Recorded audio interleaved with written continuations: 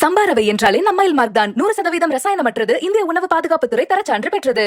சட்டப்பேரவையில் சபாநாயகர் அப்பாவு நடுநிலையோடு செயல்பட வேண்டும் என்பதற்காகவே தீர்மானம் கொண்டு வந்ததாக எதிர்க்கட்சித் தலைவர் எடப்பாடி பழனிசாமி தெரிவித்துள்ளார். சட்டப்பேரவையில் அமைச்சரிடம் எழுப்பும் கேள்விகளுக்கு சபாநாயகரை குறுக்கீடு செய்து பதில் அளிப்பதாகவும் அவர் குறிப்பிட்டுள்ளார். தீர்மானம் வெற்றி பெறுவது முக்கியமல்ல, மக்களுக்கு உண்மை தெரிய வேண்டும் என்பதற்காகவே சபாநாயகருக்கு எதிராக தீர்மானம் கொண்டு வந்ததாகவும் அவர் தெரிவித்தார். இந்த நீர்வளத்துறையிலே கிட்டத்தட்ட வேளாண்மை துறைக்கு 1 லட்சம் கோடி வேணும். அப்படி இருக்கும்போது அப்படின்னு பேசும்போது அவர் மறிச்சு மீண்டும் அவர் கருத்து சொல்றார்.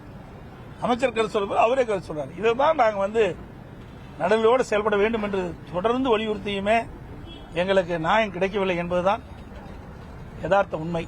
வெற்றி தோல்வி என்பதெல்லாம் இல்லை. நியாயம் என்பதை நாட்டு மக்களுக்கு உணர வேண்டும், உண்மை என்பதை நாட்டு மக்கள் உணர வேண்டும், நடுநிலையோடு செயல்பட வேண்டும் எதிர்காலத்தில் என்ற நம்பிக்கையோடு தான் இதை கொண்டு வந்தோம்.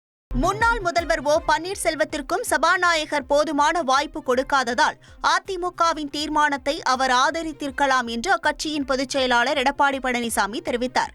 சட்டப்பேரவையில் சபாநாயகருக்கு எதிரான நம்பிக்கையில்லா தீர்மானத்தை ஓ பன்னீர்செல்வம் ஆதரித்தது குறித்து செய்தியாளர்கள் எழுப்பிய கேள்விக்கு எடப்பாடி பழனிசாமி இவ்வாறு பதிலளித்தார்.